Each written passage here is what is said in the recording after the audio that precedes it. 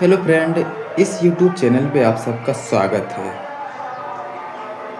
Thumbnail में देख ही लिए होंगे आज क्या पढ़ाने वाले हैं, जो कि मैं UGC net paper 1 and paper 2 unit wise paper 1 and paper 2 unit wise complete cover करने वाला हूँ और बिल्कुल निःशुल्क फ्री में बेस्ट कॉन्टेक्ट, बेस्ट एमसीक्यू और बेस्ट पीवाईक्यू सब कुछ इस यूट्यूब चैनल पे मिलने वाला है। राइट, चैनल को सब्सक्राइब करिए, लाइक करिए, शेयर करिए, कमेंट करिए। राइट, जो भी मन में सवाल आए वो भी कमेंट के माध्यम से पूछ सकते हैं। करेक्ट, चलिए आज पढ़ाने वाले हैं शिक्षण के सूत्र, टीचिंग फार्मूला।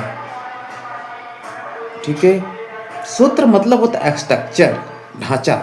राइट, चलिए टॉपिक पे चलते हैं, टाइम को ना वेस्ट करते, सीधा टॉपिक पर चलते हैं। राइट, चलिए शिक्षण के सूत्र। पहले शिक्षण के सूत्र, teaching formula. Right, teaching formula. शिक्षण प्रक्रिया में प्रभावी संप्रेषण के लिए एक शिक्षण की शिक्षण सूत्रों का ज्ञान अनिवार्य है। करेक्ट, जब तक शिक्षण के अंदर शिक्षण के सूत्रों का ज्ञान नहीं है तो शिक्षण नहीं है ना। शिक्षण सूत्र शिक्षक पर आधारित होते हैं। अब शिक्षक पर आधारित तो शिक्षक किस तरीके से उसे स्ट्रक्चर में बना रहा है अपने सिलेबस को, यूनिट को, और छात्रों को किस तरह ग्रहण करा रहा है, मुहैया करवा रहा है। राइट, चलिए आगे चलते हैं।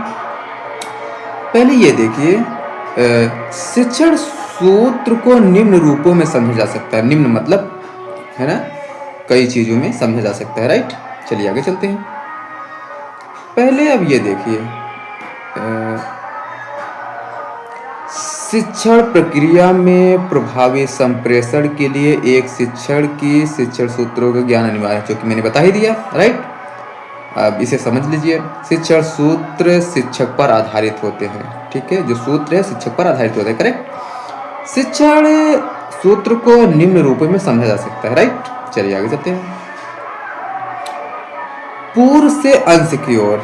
राइट, तो पूर्व से अंश की ओर मतलब यह शिक्षण सूत्र विषय वस्तु के संपूर्ण ढांचे, संपूर्ण मतलब कि पूरी तरह से पूरा, है ना, संपूर्ण मतलब पूरी तरह से पूर्ण हो चुका है। राइट, संपूर्ण ढांचे आधारभूत जानकारी देने के बाद ही उसके अंशों पर शिक्षण को स्वीकार करता है। राइट, चलिए आगे चलते हैं।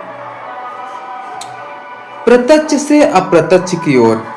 राइट, प्रत्यक्ष से अप्रत्यक्ष की ओर, इसके अंतर्गत अप्रत्यक्ष विषय वस्तु की जानकारी के लिए स्थानीय वातावरण के प्रत्यक्ष उदाहरणों से अधिगम करवाने पर बल दिया जाता है। करेक्ट, चलिए आगे देखिए। आगे, स्थल से सक्षम की ओर, मर्त से अमूर्त की ओर। राइट, अधिगम को इंद्रियों की अनुभूतियों पर आधारित करने पर बल देता है। मतलब जो शिक्षक की अनुभूतियां होती हैं, राइट, उस पर आधारित, मतलब उस पर आधारित होकर उस पर बल दिया जाता है। करेक्ट, चलिए आगे। विश्लेषण संश्लेषण। विश्लेषण क्या होता है, संश्लेषण क्या होता है, पहले ये देखिए। विश्लेषण संश्लेषण, विषय वस्तु को पहले इकाइयों में अधिगम, सामूहिक अधिगम करवाया जाता है। इसके बाद सामूहिक अधिगम करवाने दिया जाता है। राइट, समझ पा रहे हैं? ठीक है, अगला देखिए। ज्ञात से अज्ञात, मतलब कोई चीज ज्ञात हो, फिर अज्ञात मतलब कि अनगिनत, अनकाउंटेबल। करेक्ट, शिक्षण को पहले ज्ञात विषय वस्तु से जोड़ते हैं।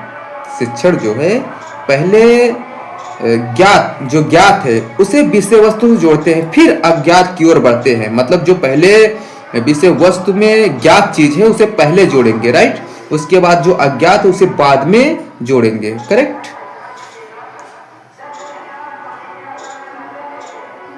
सरल से जटिल कठिन है और मतलब सरल से जटिल मतलब कठिन की ओर, सरल से पहले कठिन की ओर। अधिगम का आधारभूत सूत्र है कि विद्यार्थी पहले सरल बातों को समझता है, फिर कठिन बातों को कुछ अन्य सूत्रों का प्रयोग शिक्षक द्वारा किया जाता है।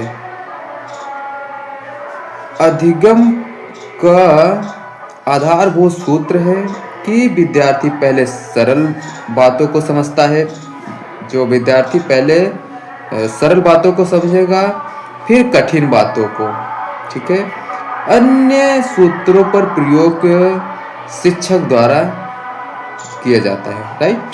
चलिए आगे। शिक्षण की अवस्थाएं एवं क्रियाएं, ठीक है, फेजेस ऑफ टीचिंग। शिक्षण द्वारा विद्यार्थियों को विद्यालय में विभिन्न क्रियाओं के माध्यम से अधिगम कार्य पूर्ण कराया जाता है। शिक्षण में इस क्रिया की भूमिका महत्वपूर्ण होती है। शिक्षण की अवस्थाओं या क्रियाओं के अंतर्गत इन 3 पार्ट मतलब 3 सोपान में दिया गया है, ठीक है। पहला जो है पूर्व तत्परता अवस्था, ठीक है, पूर्व तत्परता अवस्था, ठीक है, प्री एक्टिव फेज, राइट। इस अवस्था में शिक्षण कार्य से संबंधित समस्त नियोजन शामिल किए जाते हैं। इसके प्रमुख सोपान निम्नलिखित है। सोपान का मतलब चरण, ठीक है। जो जटिल वर्ड आएंगे शब्द है मैं उसे समझाना चलूंगा, ठीक है। शिक्षण के उद्देश्य का निर्धारण करना, पाठ्यक्रम या पाठ वस्तु का निर्धारण करना, शिक्षण विधियों का नियोजन, ठीक है, ये शिक्षण होगा यहाँ पर, ठीक है, टाइपिंग हो गया है, ये शिक्षण होगा, ठीक है। प्रस्तुतिकरण के लिए क्रमबद्ध व्यवस्था करना, किसी विशेष पाठ्यक्रम वस्तु या प्रकरण के लिए युक्तियों विकास करना, राइट। अगला मूल्यांकन की पद्धतियों का निर्धारण करना, राइट। आगे अंत प्रक्रिया अवस्था इंटरएक्टिव फेज, ठीक है, इंटरएक्टिव फेज। शिक्षक की इस अवस्था में जो समस्त कार्य अथवा गतिविधियों प्रत्यक्ष शिक्षक तथा विद्यार्थियों के मध्य संप्रेषित या घटित होती है, वे सभी इस अवस्था व अंक होती है। इस अवस्था के अंतर्गत निम्नलिखित पद हैं, ठीक है, मतलब चरण। देखिए पहला विद्यार्थियों का निदान, क्रिया या प्रतिक्रिया, उद्दीपकों का चयन, उद्दीपकों का प्रस्तुतिकरण, युक्तियों का, ये आधा का होगा, राइट, मिस्टेक, युक्तियों का प्रयोग, उसके बाद युक्तियों का विस्तार, राइट, कक्षा के आकार प्रकार के अनुभूतियाँ, ठीक है। उसके बाद तत्परता के बाद की अवस्था, पास्ट एक्टिव फ्रेश, राइट। चलिए आगे चलते हैं।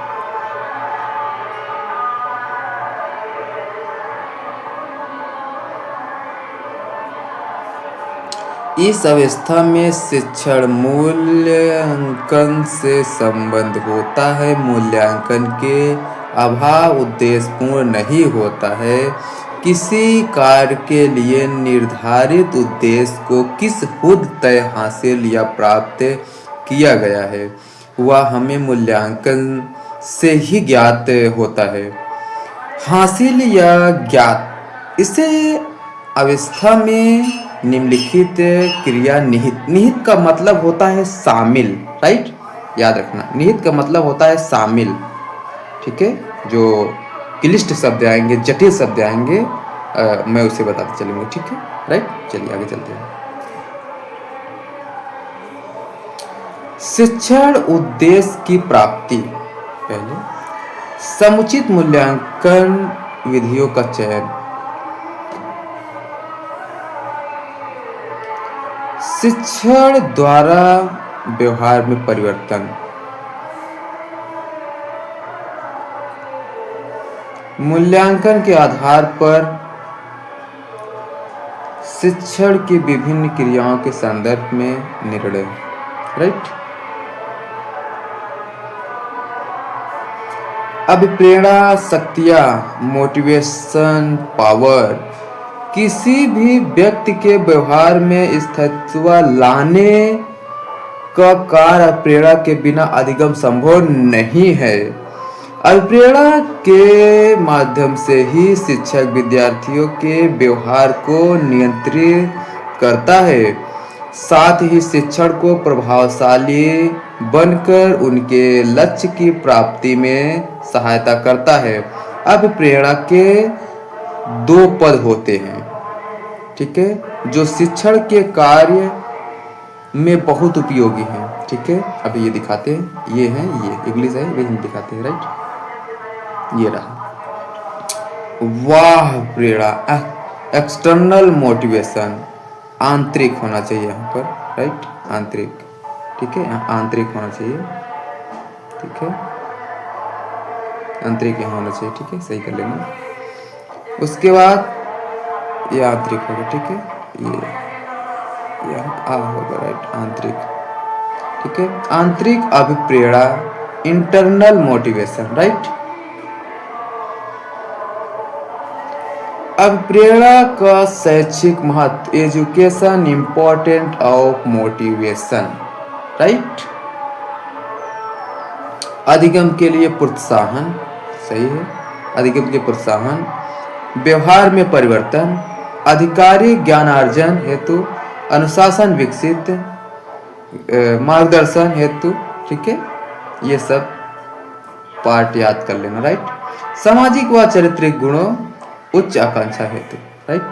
चलिए, अधिगम की परिस्थिति, learning condition, learning condition, right.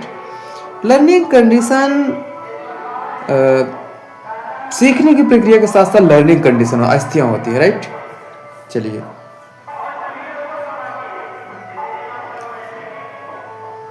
शिक्षण प्रक्रिया में अधिगम अर्थात सीखने की तुलना में अधिगम की परिस्थितियां, ठीक है, जो कि मैंने अभी पहले ही बता दिया, परिस्थितियां अधिक उपयोगी हैं। रॉबर्ट मेन ने अपनी पुस्तक द कंडीशन ऑफ लर्निंग में अधिगम के निम्न पाठ दशाओं भेदों के बारे में, ये दशाएं कठिनाइयों के स्तर के अधिगम क्रम में रखी गई। ऊपर से नीचे पर कठिनाई से ऊपर स्तर बढ़ता है, राइट। संकेत अधिगम, सिंगल लर्निंग या पावले की शास्त्रीय अनुबंध क्रिया पर आधारित होता है। इसके अंतर्गत संकेत मात्र से ही अधिगम है। इसमें प्रणाली एक संकेत के प्रति उद्दीपक क्रियाएं करना सीखता है, राइट। चलिए, उद्दीपन अनुक्रिया अधिगम, ठीक है, सिमुलस रिस्पॉन्स लर्निंग, राइट। उसके बाद